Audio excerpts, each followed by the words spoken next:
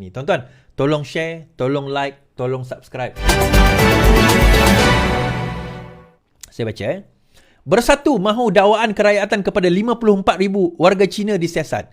Bersatu tetap mahu SPRM menyiasat dakwaan 54,000 warga Cina dalam proses diberikan kerakyatan Malaysia. Gesaan itu dibuat oleh Menteri Dalam Negeri, walaupun Menteri Dalam Negeri dan Jabatan Pendaftaran telah pun menafikannya. Dakwaan itu muncul pertama kali di sosial media awal bulan lalu. Dakwaan itu menyebut mereka akan diberikan kerakyatan supaya menjadi pengundi DAP. Tanpa mengemukakan bukti terhadap dakwaan itu, Ketua Penerangan Bersatu Rizal Idris malam berkata, siasatan perlu dibuat terhadap Saifuddin, KDN dan juga IKPN. Now, saya nak komen. Semalam saya sebut bahawa 54,000 itu melibatkan 54,000 itu melibatkan warga Cina yang memohon. Dia bukan warga, saya silap. Saya mengaku saya tersilap sikit fakta tersebut. Dia 54,000 tu bukan warga Cina. Sebenarnya 54,000 tu total permohonan daripada semua orang, termasuklah warga negara Cina, warga lain, orang Malaysia yang tak dapat IC. Itu antara mereka daripada bila? Tahun 2017 sampailah tahun 2022. Okay, 2017 sampai 2022. So bila tadi dia sebut tentang Penerangan Bersatu kata ini adalah 54,000 warga Cina, yang pertama sekali dia ada bukti atau tidak? Itu soalan yang pertama. Yang kedua, saya kata 54,000 tu bukannya warga Cina keseluruhannya. Antaranya adalah saya cerita orang Sabah, Sarawak, orang Semenanjung di mana mereka tidak ada IC. Kenapa tak ada IC? Macam-macam sebab. Saya bagi contoh mudah tuan-tuan di Sabah, Sarawak. Satu kawasan mereka dilahirkan itu agak jauh. Itu yang pertama. Kedua, ibu bapa mereka dulu pun memang tak ada IC. Pernah berlaku mak bapak dia orang tak ada. Dia orang Sarawak, lahir kat Sarawak. Mak bapak dia, nenek moyang dia tak ada IC. Tapi lahir kat Sarawak. So bila mereka dah moden, dia berpindah ke bahagian pinggir bandar ataupun tak jauh dari bandar, apa yang berlaku? Anak yang mereka lahir pun tak ada IC. Sebab tak ada seorang anak. Mak bapak tak ada IC. So mereka terpaksa memohon, memukakan bukti. Saya bagi contoh. Kawan saya, adik angkat lah. Keluarga dia ni semua angkat.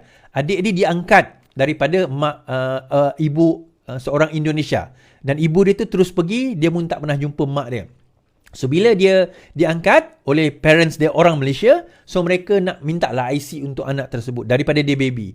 Sekarang ni umur 22 tahun baru dapat IC. Setelah berpuluh tahun mereka battle untuk dapatkan kad pengenalan tersebut. Akhirnya umur dia 22 tahun dia dah dapat IC. Dah kahwin dah pun umur 22 tahun, dah kahwin baru dapat IC. So ini adalah salah seorang daripada 54,000 tersebut. Kita nak cerita. Dan daripada 54,000 yang di-approvekan oleh KDN pun lebih kurang 47 orang je warga China. So dia bercampur-campur sebenarnya. So soalan saya, dia nak suruh siasat apa? Dia sebenarnya, dia orang tak boleh main persepsi lagi tuan-tuan. Dia orang dah tak boleh main persepsi. Dia orang dah kalah main persepsi. Dia orang tahu dia orang dah salah bila main isu tersebut. So akhirnya bila dah salah main isu tersebut, dia cerita kita terpaksa juga nak kena main dendang. Kita dah tak ada isu ni tuan-tuan. Harga barang dah makin menurun berbanding dengan harga kita. Harga minyak pun. Harga minyak RON 97, RM4.40 zaman dia memerintah. Zaman Perikatan Nasional memerintah RM4.40. Zaman sekarang RM3.37 kalau tak silap saya. RM3. Lebih lah RM3.30 something sen. Berbanding dengan zaman dia memerintah lagi teruk.